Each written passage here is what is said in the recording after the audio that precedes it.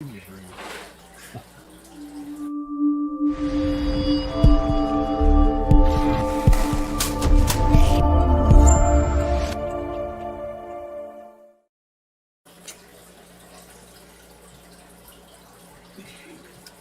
what's up, everybody? Welcome to the Coast to Coast Entertainment Network. I'm usually Ace from the West Coast, but tonight I want to show my friends, because they keep asking me whose side I'm on, as everybody knows that I'm a huge Green Bay Packers fan. So today I am calling myself that I am Ace is on Aaron Rodgers' side. But before we go ahead and start with our show, J-Mac, go ahead and pull up a few of our sponsors. Yeah, and I just want to say I know no one really likes watching ads, but it's how we pay the bills. So if you could help us out, that'd be great. And we're gonna start with first. We're gonna start with a new sponsor on this one.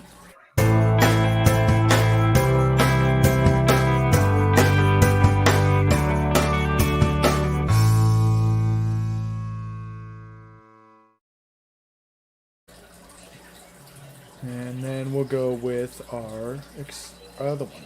Suzanne's Paparazzi Jewelry, 24/7 shopping available. 160920 is the code. Show her some love, like she showed us.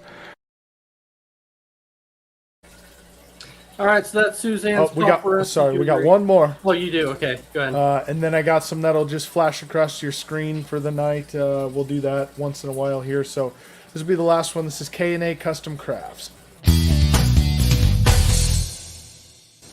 K&A Custom Crafts on Facebook.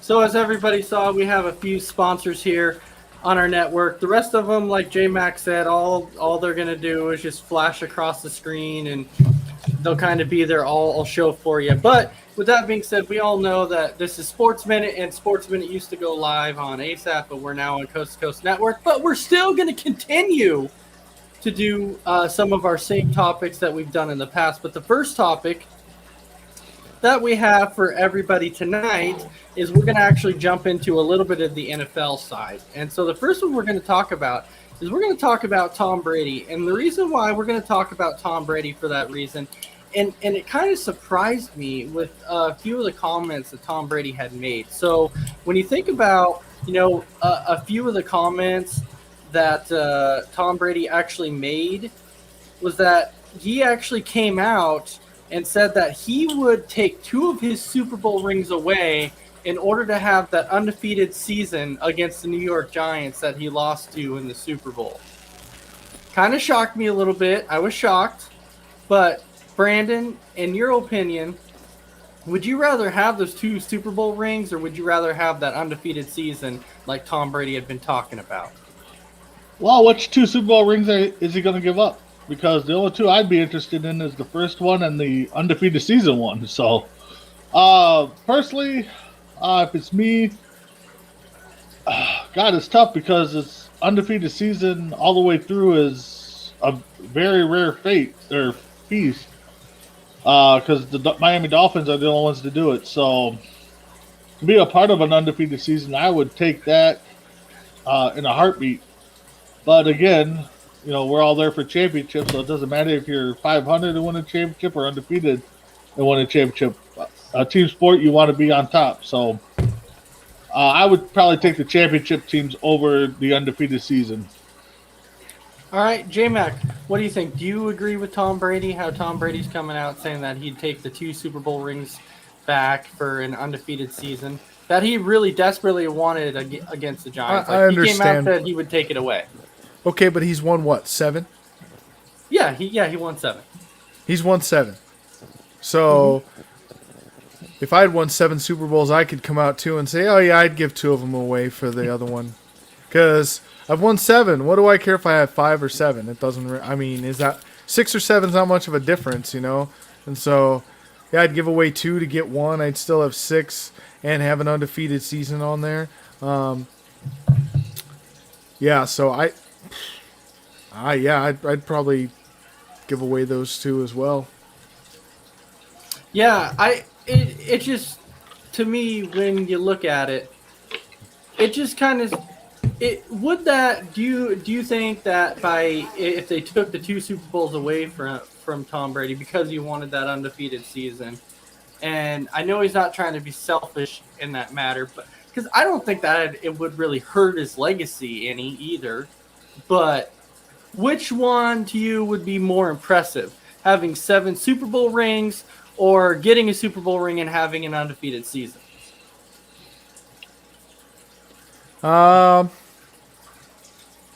Being undefeated and getting a Super Bowl ring, I'd have to say, is probably more impressive. But, I don't know. It's probably just as fine with having a Super Bowl ring. I don't know that it really matters. Absolutely. For the So we have a few comments here. So Landon, I do want to say, yes, your Cubs walked it off again. Man, they came out and they swept the Dodgers. Congratulations, man. That's freaking awesome. Anytime the Dodgers lose and get swept, I love it. I was completely okay with it. I was keeping close tabs on that. I'm like, man, I really hope that the Cubs come in and they're able to beat the Dodgers. And they did it again. And it was in extra innings. So I don't know what's going on with the Dodgers right now. I know that Jock Peterson is out. They have Kenley Jansen, I believe. He's out too. But there's going to be injuries all over the place. It's always there. And yes, the Cubs came out absolutely magnificent. So anyways, so Brandon, I'm going back to you for a second on that last question that we were talking about. Which is more impressive, the 7 rings, or would it be more impressive to get that ring and the undefeated season? Oh, that is tough because 7 rings, I mean, that's impressive all by himself. I mean, 7 out of what, 10? I think he's been there 10 times. Yeah. So 7 out of 10.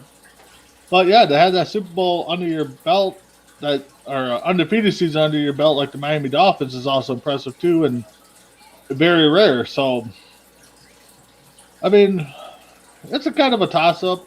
I mean, I kind of want to hear what his teammates think about the comment. I know it ain't going to affect his legacy either way, but, undefeated season, I guess I'd take that. And talking about some of the comments he made, but think about the other comment he made too. It was actually towards Julian Edelman when he said, we all know that Julian Edelman isn't retiring. He was just afraid to tell Bill Belichick that he wanted to come and play for Tampa Bay because Tom Brady said he was the same way. He was afraid to tell Bill Belichick that he wanted to go play for Tampa Bay. I mean, and so Landon is saying anything with over 4 Super Bowl rings is impressive. It is impressive. Yeah. I'm not denying that in any way. I just think, when Brady's coming out and saying that he would rather have that undefeated season and then taking 2 Super Bowl rings away, he would be okay with that. I'm like, maybe, because that would be like the first team, and I know people will come out and say, well, the first team to actually go undefeated was the Miami Dolphins, but it wasn't it was not the full 16-game season either. It wasn't. Yeah. So New England actually would have been that first team to actually go 19-0 in a season. When the Dolphins did it, they actually went 17-0 because they played a 14-game season, and then they had the 3 games in the playoffs. He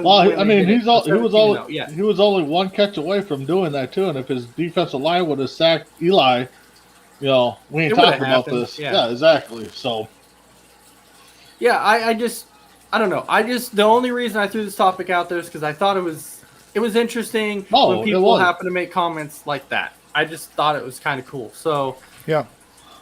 All right, so we're going to jump into our next topic, which is actually talking a little bit about female sports. Sort of. It's like along that track here. So when we talk about playing people one-on-one, you always hear somebody go, you know what, I would love to play like MJ one-on-one in basketball, or I would love to go up against like Deion Sanders or Michael Irvin or somebody like that. But now we're talking about the female side. So if you had a choice in sports to go one-on-one with any female athlete ever out there, who would you choose to go one-on-one against? And Brandon, or I should say Big B, I'm going to start with you. Who would you choose to go one-on-one against? Oh, that's tough because, I played basketball and baseball in high school and past high school. So, if I was still in shape and, I'd probably say Lindsay Whalen in basketball. I'd like to, go one-on-one. But if I was in baseball, I got to go with Jenny Finch. I'd love to try to hit one off of her, but either way, I know I fail. I fail at both, but. Well, Jenny Finch and Monica Abbott in softball, my God, I'll tell you what, those two would be ridiculous to try and hit off of. Oh. When Jenny Finch came out and struck out Albert Pujols in baseball, I mean, if she can strike him out, imagine what she's going to do against some Joe like us. We'd probably strike out. If we faced her 30 times, we'd probably go up and strike out 30 times against her. I don't even know if I'd get a foul tip. I was going to say, I'd probably get a foul tip or something, but... Or do some kind of bush league where I'd probably lay down a bunt or something, but. And Landon Hammonds, he's saying he'd love to go up against Sue Bird. You know what? Yeah, Sue Bird's another one. Leslie from basketball would be another one to go up against.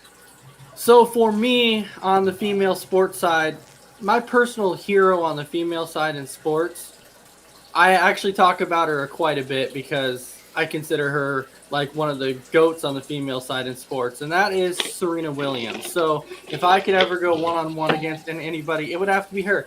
And knowing I'm not much of a tennis player, I haven't played it much in my life.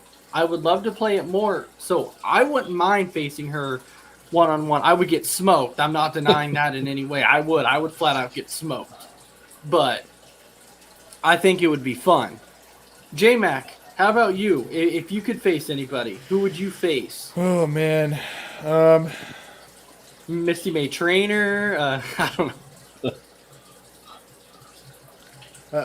It's really tough. I mean, it's tough to pick one. Talk about who you're going to go against. You don't have anybody, I mean, no, just because, no one said it. Yeah, I'd go Carrie Walsh and Misty May Trainer. I'd take them on as a beach volleyball because... You know what? I'd get smoked, and that's okay. But I'd forever, the rest of my life, be able to say, that's right. Carrie Walsh spiked a volleyball into my face.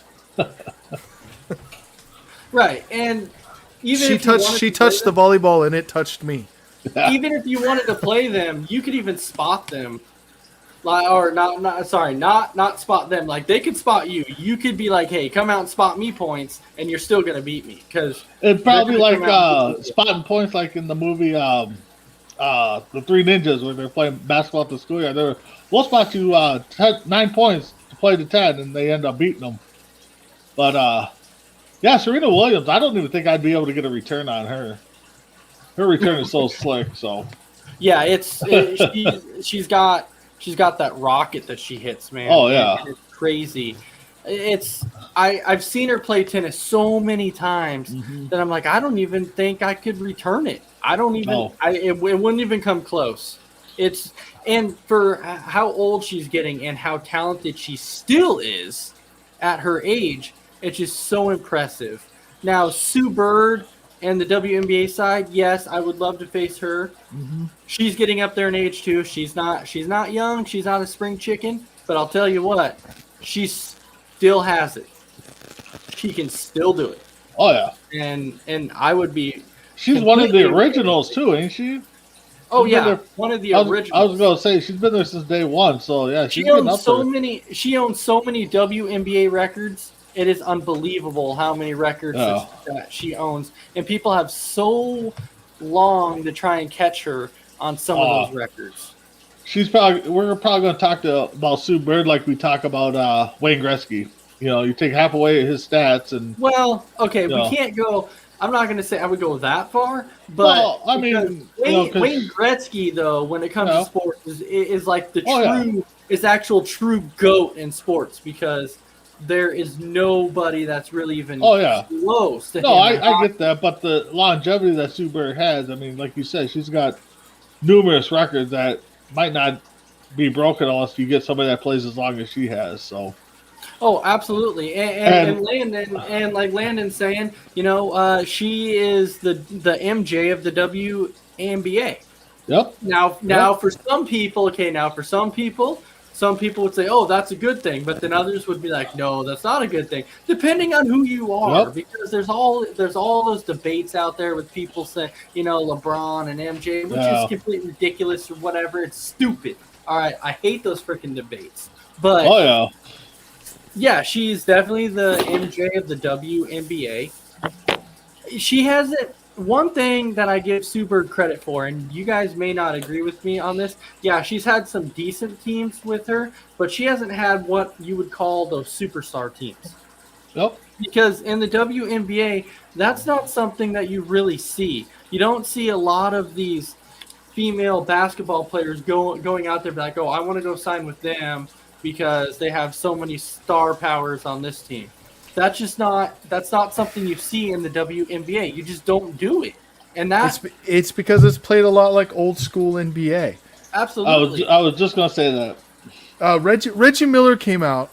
Did you hear that one from Reggie Miller, Big B? That he wouldn't rush the Michael Jordan side or something like that. He never would have done that. Yeah, I don't because think none of those guys would've. they're like, so if MJ would have called you and said, come to Chicago and we'll win a couple championships, he said, I would have told him to go himself, and I'll see him when he comes down I-94 to play us in Indiana. Like that would have been my answer. Yeah, no, and I respect that because the game now is everybody wants to build these super teams. So, and to be perfectly honest, that's not something that you're gonna see very much anymore with loyalty. That's what it comes down to right now is people don't have loyalty anymore. And so that's why a lot of times when we want to talk about basketball and things like that, I typically like to talk about the WNBA a little bit more because it's definitely overlooked. You don't have the same things happening in the WNBA that you do in the NBA. When you watch the WNBA, you don't see all this flopping. Nope. You don't see somebody leaving to go join a star-powered team. These are just things that you don't see. You see straight up basketball, and that's what I love to see. And the viewership for the WNBA, it's not there. I completely understand. It should be there, but it's not there. No, like we talked before, I mean, women's sports needs their own channel. So. Oh, absolutely. Absolutely. It definitely needs all women's sports. They need to come up with some kind of channel on TV that people can watch all the women's sports. I don't care if it's women's football, the WNBA, softball. I don't care. This is something that they flat out need. It needs to be there. Exactly. But before we go into our next topic, I want to touch on something just briefly because all my friends were asking me to answer this question. And so I'm going to answer this question right now. And it pertains to the whole Green Bay Packers, Aaron Rodgers thing going on right now. They all want to know, what side am I on? Am I on the Green Bay Packers side or am I on Aaron Rodgers' side? Well, as you can see, I'm repping his jersey tonight. And I even have my name as Ace is on Aaron Rodgers' side. I'm on the dude's side, okay? I'm not saying that I'm not a Green Bay Packer fan. I am, okay? I'm a huge Packer fan. But I'm on Rodgers' side. And I completely get the frustration. I completely understand that 100%. What they have done to him his entire career has been completely disrespecting the guy. And I don't blame him for wanting out and wanting to go somewhere else. And I'm completely okay with that. My personal thing right now is I have said in the past that no, he's not going anywhere. But right now, today, I'm telling you now, I think he's played his last snap in Green Bay.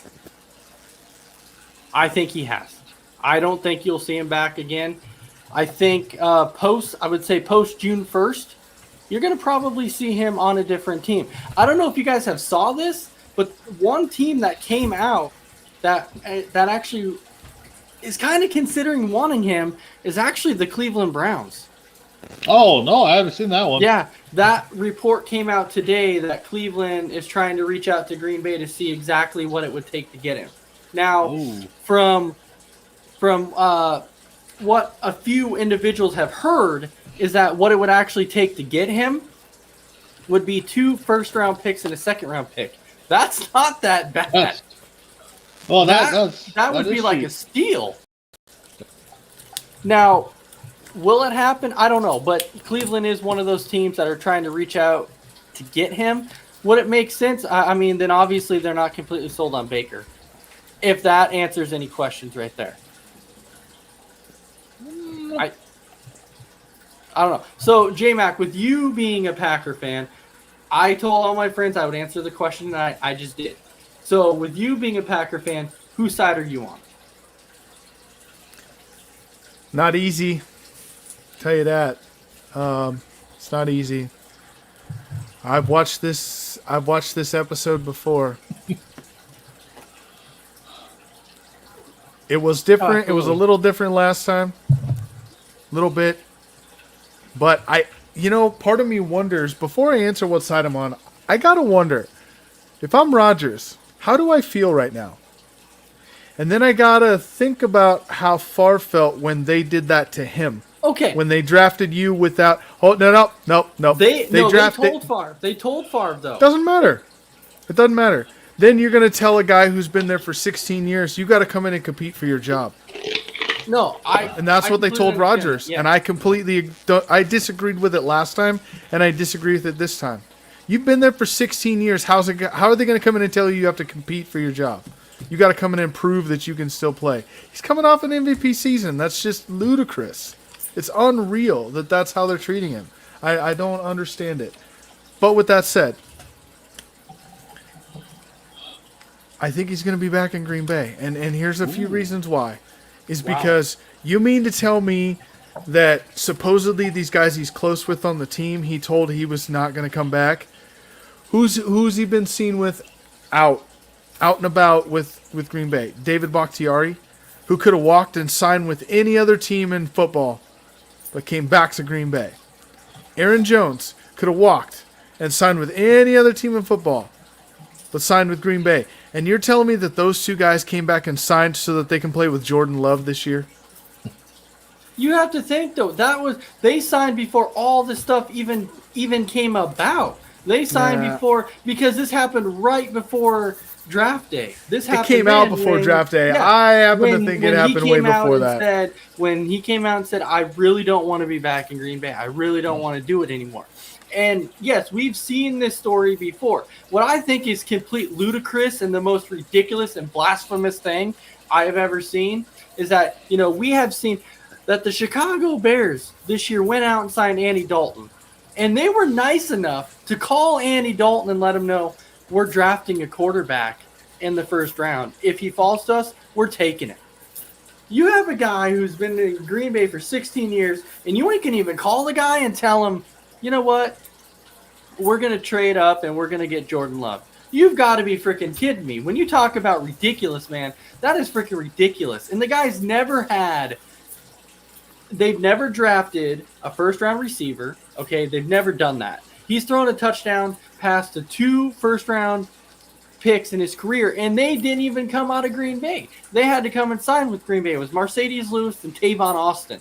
Those were the only 2 that he's thrown touchdown passes to that were first-round picks. And Landon, your comment is actually spot on, because I'm telling you, Washington is a very, very underrated team, and if they had a quarterback, man, that team would be absolutely scary. That defense is potent. That offense would be really good. Let me ask you a question. How many first-round picks has Tom Brady thrown a touchdown pass to? He's actually thrown to quite a bit. My only point is that Brady hasn't, other than the New England thing, but he was a free agent. Like, he could walk and go anywhere.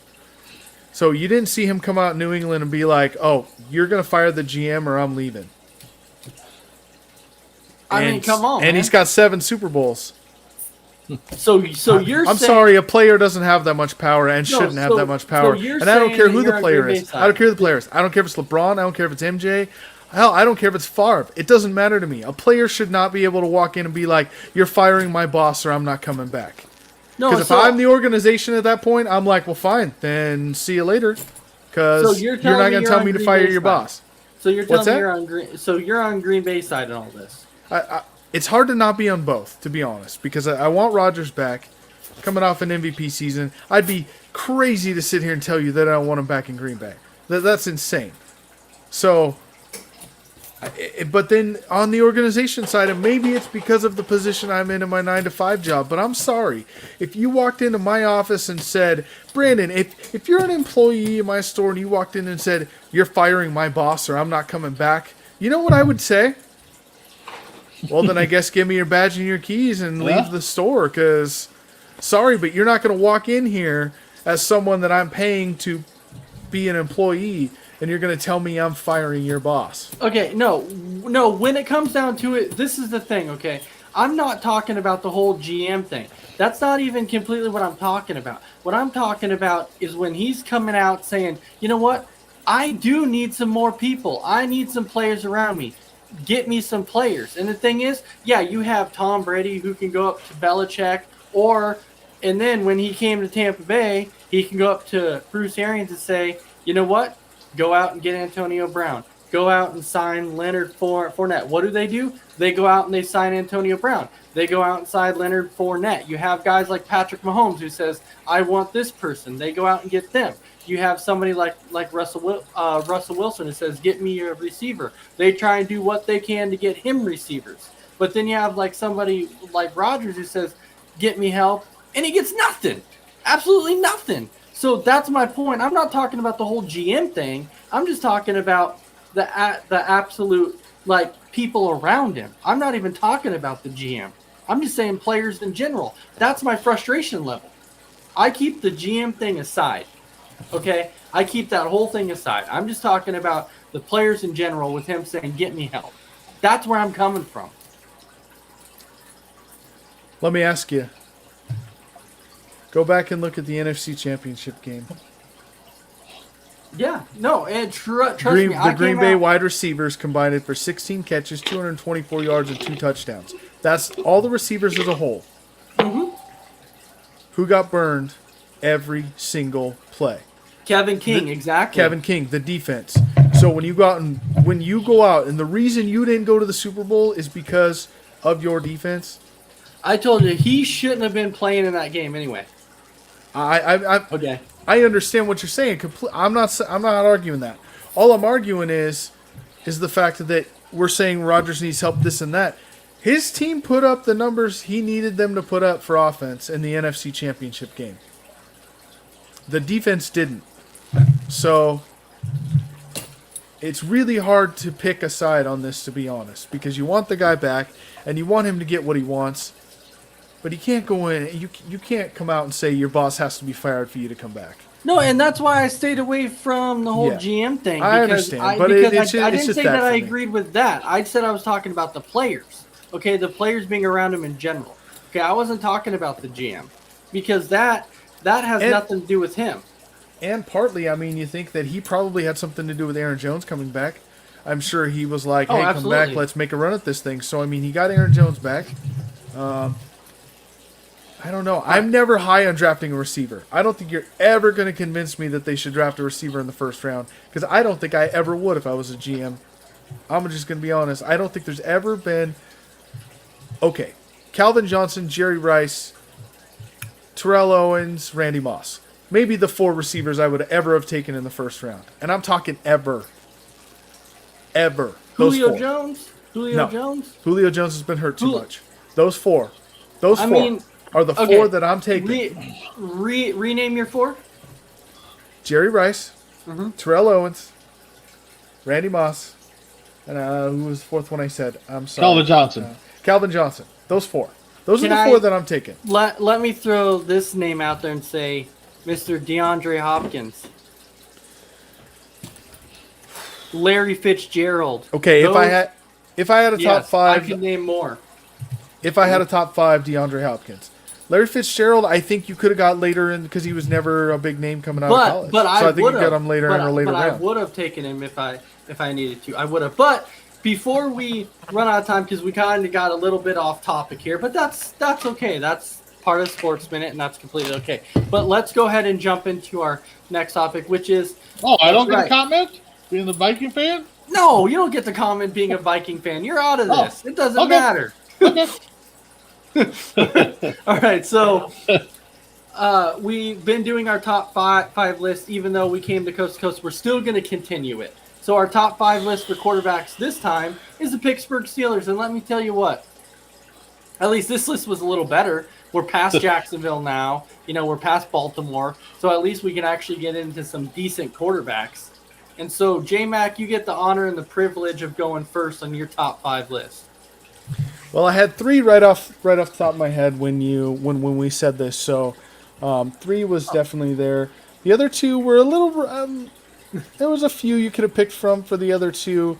So, looking at it, I just top 5. If I'm gonna go 5, I would start 5 out with a Tommy Maddox. Ooh, He didn't. He wasn't great, but when he started there, he was. He did do decent for him. He took him to the playoffs, and then former XFL MVP. So I mean, there was that. So, the 4 for me was. Hold on, Landon. You have a good night, man. It was great to see you. Thanks for leaving some comments, and we will talk to you again, brother. All right, go ahead. Yep. And then 4 for me is probably going to be one a lot of people aren't going to agree with. But if you look at what the guy had around him when he played for them back in the 80s, it really wasn't, a great team back then. That was between the Bradshaw days and the guy at number 3 on the list for me. So number 4 for me is actually Bubby Brister. I think he did a decent job with having no help, really. And kept them really in contention for some division titles, and that kept them as a contender. So Bubby Brister's number 4. Number 3. Now this goes between number 2 and Bubby Brister was right there between number 2 and number 3. But number 3 on the list would be Neil O'Donnell. Wow. And because he took them to an AFC Championship game. And he played his best years in Pittsburgh. If you look at up his career, so number 2 and 1 is hard, man. I'm not even telling you. I flipped a coin on this, but I had to go Roethlisberger number 2, and I can explain why. All the numbers are there. He's got every passing record. He's going to have every passing record. But for me, it came down to he won 2 Super Bowls in a time in which I feel it's a lot easier to be a quarterback in the league now. And so he won it with a great defense also. And so did the guy at number 1. But he won 2. Still has many rookie records, playoff records, wins, all that stuff in a season. But number 1, I got Terry Bradshaw. And the numbers, are not great. I mean, compared touchdowns to interceptions and all that, and I understand all that. But he won 4 Super Bowls in 6 years. And, like he pointed out, had he not got hurt in those 2 years in the middle, they probably would have won 6 in 6 years. Because that's how good that team was. It's the Steel Curtain era, absolutely. Yeah, I mean, for me, it's Terry Bradshaw is still the best quarterback for the Pittsburgh Steelers. And Bradshaw, he didn't have to put up a lot of numbers because that wasn't a passing time then. That's not what they did then. That definitely wasn't passing time. No, but you look at the players he did have. He did still have some good players. Len Swan, Franco Harris, that the offensive guys. Yeah, he did have those guys on offense. So when he did put up numbers, he had the guys to do it with. All right, so I'll go ahead and tell you my top 5 list really quick. And I think number 5 might actually surprise you a little bit. But my number 5, I actually went with Charlie Batch. And the only reason I went with Charlie Batch, the guy was there for like 10 years. He was there from 2002 to 2012. I know he didn't start for that long, but, come on. When he played, he was good. And so I had to put him in the top 5 list. Overall, the longevity part, it gets me every time. He was loyal. He was there. So I like the Charlie Batch. Number 4, Cordell Stewart. Yeah, Cordell Stewart, he kind of reminded me of, in a way like a Michael Vick, because he was more of a running style quarterback. That's really what he was. He didn't have what you would call like a rocket arm, great overall accuracy. But he was decent when he played for the Pittsburgh Steelers. And I know a lot of people playoffs a couple times, and I know. Yeah. And I know a lot of people were probably like, how do you not put him in your top 5? I saw him as one of those gadget players, if you will. He could play anywhere. Mm-hmm. He could run the ball, throw the ball, catch the ball, punt the ball, do punt returns, kick returns. Like, that's how I kind of saw him. So that's why he wasn't in my top 5 for quarterbacks. But athletes, yeah, for sure. All right. Go ahead. Sorry. No, you're fine. And then number 3, I go with Bobby Lane, who played from 1958 to 1962. And a lot of times when people think about top 5 quarterbacks, they don't think about the old-time quarterbacks because they think about the era now. They want to see the era, the passing era. That's what they're about. But what can quarterbacks do back then? Well, I understand they were game managers back then, but you still had to have a good enough quarterback to be able to help you win that Super Bowl and those championships. Now, I know this was before the whole Super Bowl era, but Bobby Lane was there, and Bobby Lane helped him to a few championships. So Bobby Lane, I put him into my top 3. Then 1 and 2, man, it was so difficult. I was there with J-Mac that I'm like, who do you put at 2? Who do you put at 1? Because I completely understand how many Pittsburgh Steelers records that Ben Roethlisberger has had. He has so many of them. Pretty much every major passing record for Pittsburgh there is. But what does Terry Bradshaw have over Ben Roethlisberger? He has the rings, and like J-Mac was saying, he won 4 in 6 years. Yeah, Big Ben has 2. But Steelers, regardless of what era, the Steelers have always been known for defense. That is one thing that they've always been known for. So people can say that Bradshaw had a defense. I understand that. But Ben Roethlisberger has also had a defense on multiple occasions too. So overall, I've got to go with Ben Roethlisberger at number 2, and then I got to take Terry Bradshaw at number 1. Just putting all those records aside, all those passing records, I don't care. I got to go with Bradshaw at number 1. So, Big B, how about you? Well, each one of my quarterbacks have been named, but a little different order.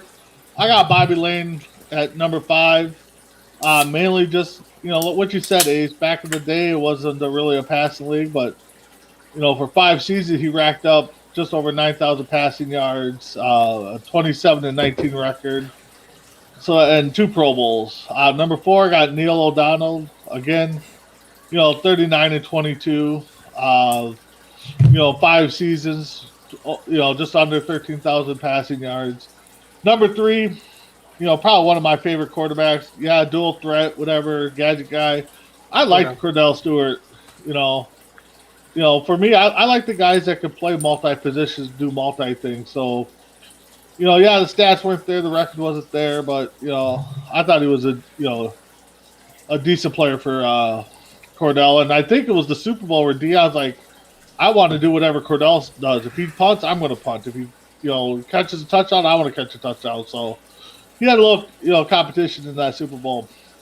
And, I'm with you guys. 1 and 2 were tough. I debated, just like you guys did. I could have picked them out of a hat, flipped a coin, had my son pick them. But I went with Bradshaw at number 2. Just because, 1, I did see him play, but, the stats are there. The, Super Bowls are there. And, I put Roethlisberger at 1, because he's got the records. Yeah, he's got 2 less Super Bowls, but, it could have been either way. I don't think we're mad at either 1 or 2. Either way we went. So that's my top 5. Did Chris Mabry really just say no Michael Vick? I think that was a joke. He's back there laughing. Yeah, I'm like, what the heck? I'm like, that had to be a joke or something. I hope so. Yeah. And we have another comment from Randy Jorgensen that I want to give a shout out and say hello. Thank you for watching. And welcome to our brand new Coast to Coast Entertainment Network. You can now catch us live on this network instead of ASAP. So he said that Terry played in a time when football was football. And that's that's right on. He played in a time to where definitely football was football. There was none of these rules that were like, oh, you brush your pinky against, a quarterback's helmet and it's 15 yards for a roughing the passer call. It's one of the most ridiculous things I've seen. So yeah, he definitely played in an era where football was football. But going into our next topic, J-Mac, this one's you. This is your spotlight player. So who do you got? Well, we talked about dual threat guys, and they called him slash, if you will. And there's a guy who was probably better at it than Cordell Stewart. Maybe not on the passing part, but on everything else. And he's really forgotten about. He has not talked about much. Personally, for me, he should be in the Pro Football Hall of Fame, but he doesn't get a lot of attention for the things that he did. But he's Super Bowl champion, Pro Bowler, first team All-Pro, two-time second team All-Pro. He was on the Washington Redskins 70th anniversary team. He's one of the 80 greatest Washington Redskins of all time. Washington Redskins Ring of Fame. By the way, these next three are NFL records that he still holds to this day. 14,014 kickoff return yards in his career. 4,999 punt return yards in his career. And for a total for his entire career, that's rushing, receiving, kick return, punt return, all combined, total return yards is 19,013. Total yards in his career, he is second all-time in all-purpose yards, behind only Jerry Rice. Wow. He's only behind Jerry Rice. And when I say the name, you're going to remember him, but it's one of those things where you're not gonna remember him overall. And so, being behind Jerry Rice in the all-time record, he has 23,330 career yards.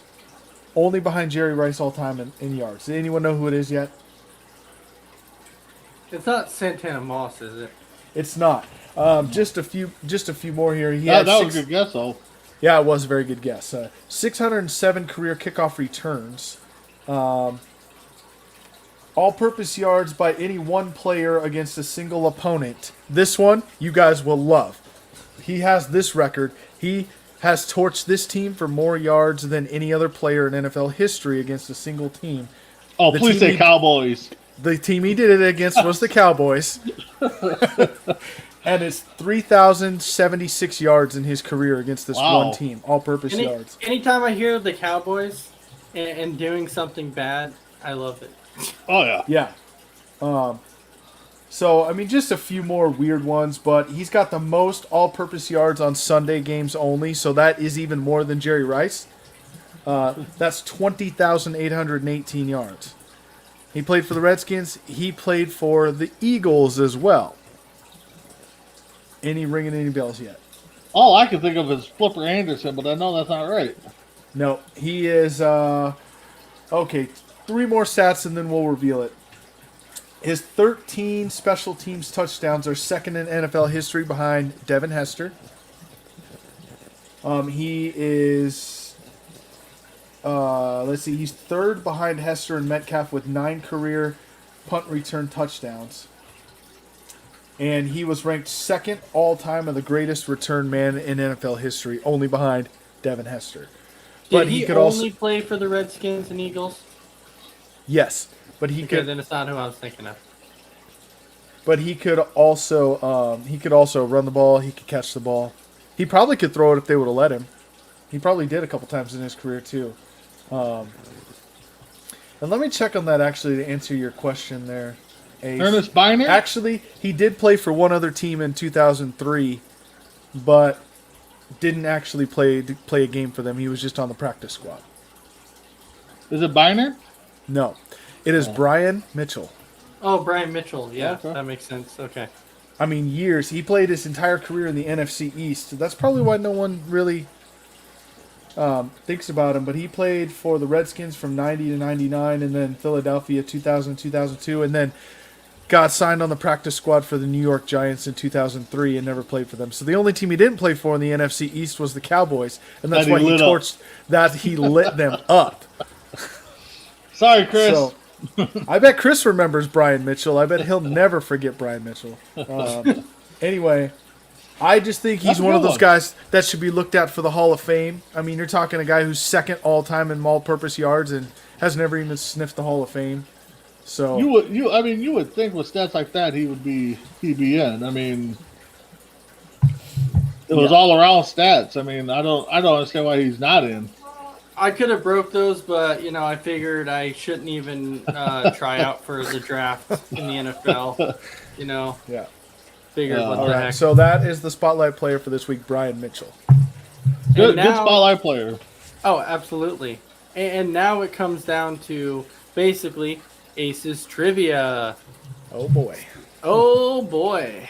So I think J-Mac won again last time, I do believe. It was close. And the last couple times we've done this trivia, there was one you guys did that it was ridiculous because he definitely picked the wrong team. And that was not good at all. So J-Mac, this week we're going to do NFL again. So J-Mac, you go ahead and you choose the team just like last time. I think this time we're going to go with a team that maybe both of us will know something about.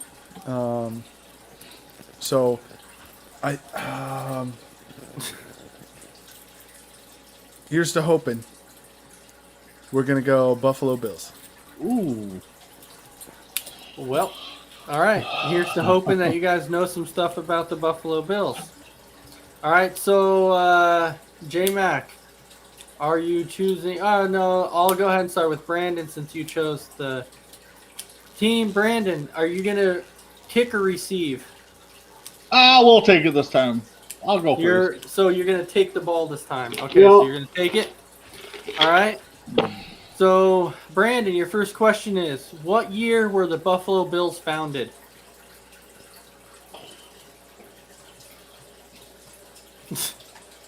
$1953. That is not correct. J-Mac? 1960. That is correct. 1960 is correct. So 1-0 J-Mac. Okay, so J-Mac, your question is, who was the first head coach of the Buffalo Bills? Oh, Jesus.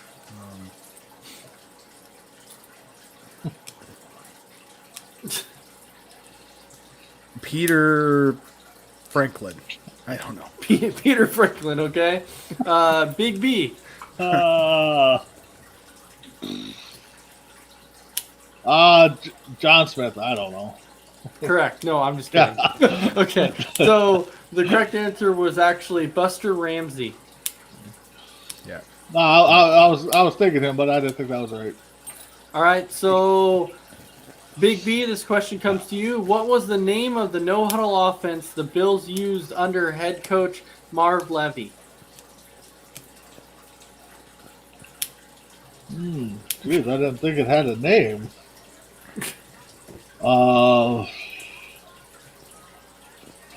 Jeez. Jeez. Well, I'm gonna go 2-minute drill. I don't think I had a name. No, that's not correct. J-Mac. Frantic Frenzy. I don't know. No, the correct answer is K-Gun. Oh, God dang it. Jim Kelly. Should I actually thinking of that? Yeah, I should have known. Should have had something to do with Kelly. Yep. All right, J-Mac, why did Bills running back Thurman Thomas miss the Bills' first 2 offensive plays of the Super Bowl? Oh, I read about this. Dang it. Wasn't that something like he couldn't find his pants in his hotel room? He'd partied the night before. He'd been with some girls and he couldn't find his pants. I thought the story was something weird like that. That he is showed not it. the correct answer. Big B. I'm going to say he couldn't find his helmet. Bingo. Big B gets the point. He could not find his helmet. Not a shutout. So it's now 1-1. All right. Brandon, or Big B, I should say, your next question is, which Buffalo Bill holds the NFL sack record? Bruce Smith. And that is the correct answer. Duh. So Big B's up 2-1. He's got the lead currently. Okay, so J-Mac, this question comes to you. Who was the first head coach to lead the Bills to a league championship? That guy you said before. Rusty Nails, isn't that what his name was? No, that is not the correct answer. Big B, I'm gonna go Mar Levy. and that is not the correct answer. The correct answer is Lou Saban. Oh. Oh, he's like, who? Right? He's like, who? All right. Okay, the next question is Big B. Who was the first Buffalo Bill elected into the NFL Hall of Fame? Ooh.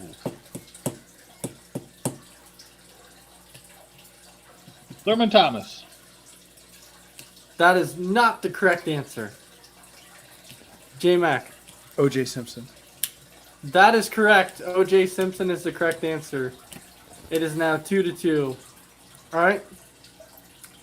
J-Mac, I think you'll get this one. Which place kicker missed the last second? Scott field goal? Norwood. Okay. Okay. Yes, you got that one. All right, so it's 3-2. I figured you would get that one. All right. Big B, what was Bills linebacker Darryl Talley's nickname? Ooh. Ooh.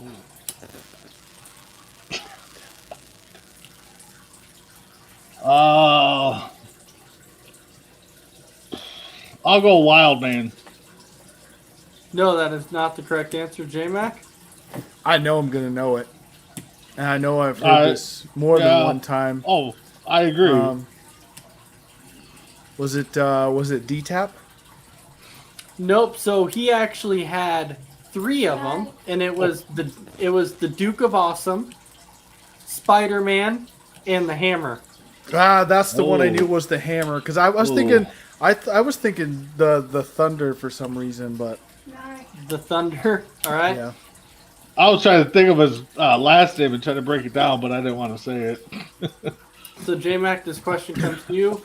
Which Bills wide receiver stripped the ball from showboating Leon Lett? Whoa, Don Beebe.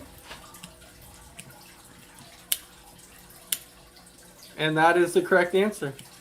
Don Beebe. So 4-2 J-Mac. Yep. All right. Let's see. Brandon Herrera, why did the Bills have to redo the opening kickoff in the Super Bowl?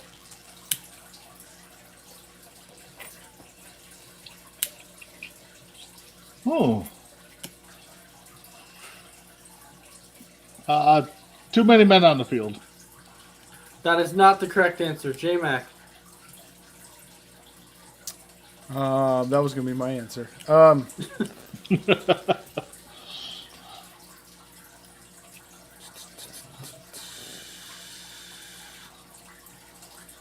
that would have been back in a time. And Randy says the government. I'll say that was back when a time when you could. So I'll say that they tried an onside kick and it wasn't successful, so they got to try again because that was a rule back then. No, the correct answer was the ref had not signaled for play to begin. That was a rule back then that they unsuccessfully did an onside kick? Really? Wow. Yep, you got to try it twice. That was a rule for like 5 years, and I thought it was the dumbest rule the NFL ever had. Yeah, that is dumb.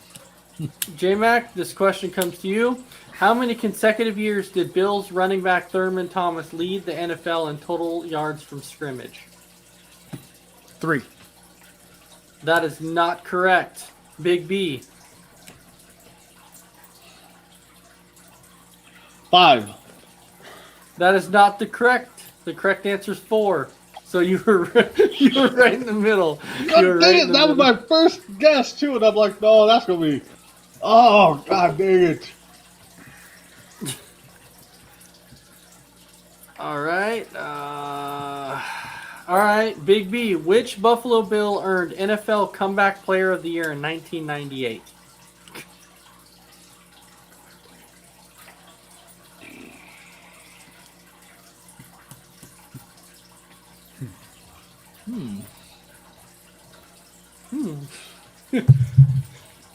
Andre Rison. I don't think he was with them now in 98. That is not the correct answer. J-Mac. Andre Reed? No, that is not the correct answer. Once you hear it, you're going to be like, Steve oh. Tasker. No, the correct answer is actually Doug Flutie. Oh, son of a... Yes, that was the correct answer. Oh. I knew once you heard that name, you're going to be like, oh, that makes sense now. Mm-hmm. All right.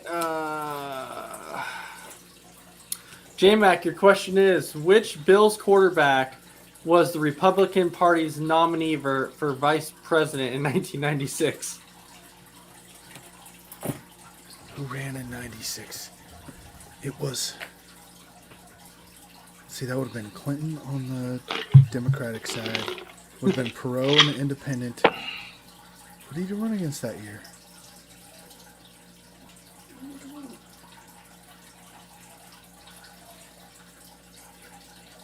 He's speechless. He doesn't know what to say. I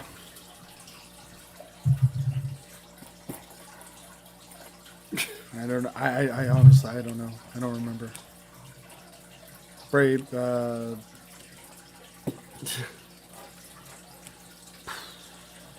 Any guesses? Frank Reich. That is not the correct answer. Big B? Doug Flutie. No, the correct answer is actually Jack Kemp. Oh! Damn it! Oh. Yeah, he ran... Wasn't it with Bush? Yes. Yeah. All right. Big B, your question is, how many consecutive Super Bowls did the Bills lose? Oh, come on! 4! All right, He knows so- that because they broke his own team's record. No, they tied it. Come on now. No, you guys only lost 3 in a row. All right, so Oh. it's now You've lost 4-3. 4, but you only lost 3 in a row. So I believe it's 4-3 now. J-Mac's up. All right, Yeah. so J-Mac, your next question is, who was the original owner of the Buffalo Bills?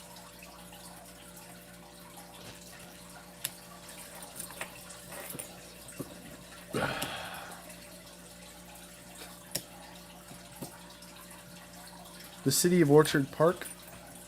No, that's not the correct answer. I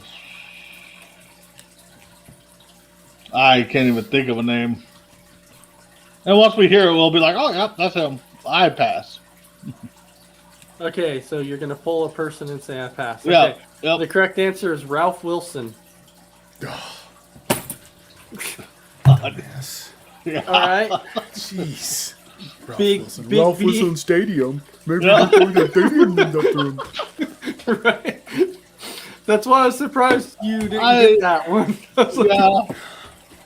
all right. Big B, your question is, who holds the franchise record for career rushing yards? Ooh. Did he just say ooh? Like ooh? Really? O.J. Simpson. That is not the correct answer. Thurman Thomas. Yeah, it's Thurman Thomas. So J-Mac, go ahead and wins. He wins this round 5-3. I knew I was going to be one of the guys. Well, one of these days you'll get a victory there, Big B. Yeah, good thing I don't host a trivia show. Right. Yeah. By the way, if you're watching Randy Cox, so I hope you were, because I want you to see this. Oh, Look, and like, Dave. You think you stand? Hey, I'm not gonna sleep on Dave because he knows a lot of stuff. But hey, he did really well this past week. Yeah, He I did know, really I know. well this past week. Randy, you really think you stand a chance? Like, did you see what just happened? Ooh, Come on, man. I can't wait for Sunday now. And for all of you fans out there that are watching, all of our viewers, you actually have a chance. If you want to be on a trivia show, we do a trivia show here on the network on Sundays. All you have to do is reach out to us and we'll find a Sunday for you to be on. This Sunday, we already have 3. I believe next Sunday we have 2 at this point in time, maybe 3. Well, actually, we will have 3 because we'll have our defending champion go on to the following And it's week. not just sports, guys, so don't think about it. It's all it's around. everything. Because since this is our first show of Sportsminute on Coast to Coast Entertainment Network. Let me explain. Coast to Coast Entertainment Network is not just sports. So on this network, you'll see everything. You'll see cooking shows. You'll see shows about movies. You'll see trivia shows. You'll see music. You'll see cooking. You'll see all types of stuff on this network. So what I'm saying is, just watch different nights, because different nights you're going to have different shows, and you're going to love these different shows that are completely out there. And we even have a few, I would say, celebrities that are going to be on the network. So keep an eye out for that. We have some big time names that are coming up or that are going to have their own shows. So wait for that. And with that being said, Big B, I keep wanting to say Brandon. I'm sorry, you call me whatever. I don't care. But Big B, you tell me. You got 30 seconds. Go ahead to wrap it up, whatever you got to say. Yeah, thanks for viewing. This is our first week, Coast to Coast Entertainment Network, and I'm enjoying it. Sunday, like Ace said, trivia, noon Central. Yeah, and don't forget tomorrow that we actually have Smells Like Hope going tomorrow on the network. So please check that out, because Smells Like Hope is going to be fantastic. If you've wondered what life is like in the eyes of an addict that is now clean, and what their life is like now, then check out tomorrow, because it's going to be another Smells Like Hope episode, and it's going to be fantastic. All right, so J-Mac, you got 30 seconds. Thanks everyone for watching. We're going to make this network #1 in America. Not just on Facebook. #1 in America. It will be there. By the way, check out another episode of the Four Bros Radio Show. It's going to be on Friday night. I don't think we have a time panned out yet. It's probably going to be late. So check that out.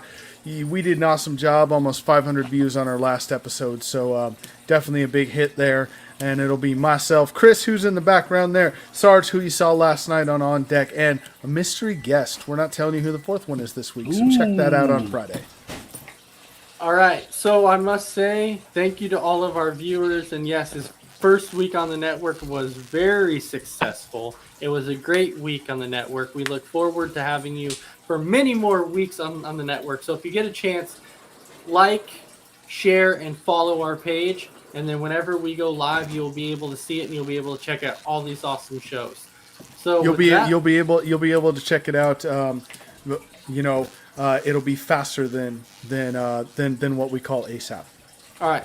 So with that, I hope everybody has a fantastic night, and we will see you actually tomorrow on Smells Like Hope. We will see you then. Have a great night. Faster than ASAP.